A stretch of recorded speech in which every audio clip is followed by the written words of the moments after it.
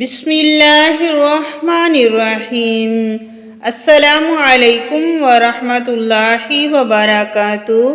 حضرت عبداللہ بن عمر رضی اللہ تعالی عنہ کہتے ہیں کہ رسول اللہ صلی اللہ علیہ وسلم نے فرمایا، جو شخص تم سے اللہ کے واسطے سے پناہ طلب کرے تو اسے پناہ دو، اور جو شخص تم سے اللہ کے نام پر سوال کرے تو اسے دو، جو تمہیں مدعو کرے تو اس کی دعوت قبول کرو۔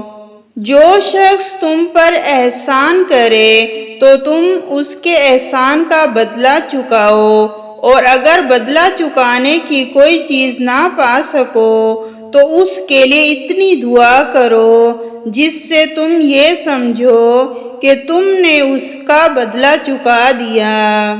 حضرت ابو ہریرہ رضی اللہ تعالیٰ عنہ کہتے ہیں کہ رسول اللہ صلی اللہ علیہ وسلم کے صحابہ میں سے کچھ لوگ آئے اور انہوں نے عرض کیا، اللہ کے رسول، ہم اپنے دلوں میں ایسے وسوسے پاتے ہیں جن کو بیان کرنا ہم پر بہت گراں ہے۔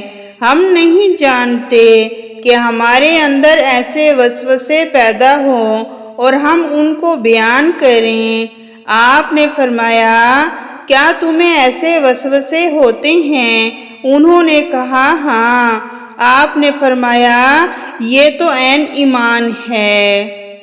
حضرت عبداللہ بن عمر رضی اللہ تعالیٰ عنہ کہتے ہیں کہ رسول اللہ صلی اللہ علیہ وسلم نے فرمایا، سب سے بڑی نیکی یہ ہے کہ آدمی اپنے والد کے انتقال کے بعد اس کے دوستوں کے ساتھ صلہ رحمی کرے۔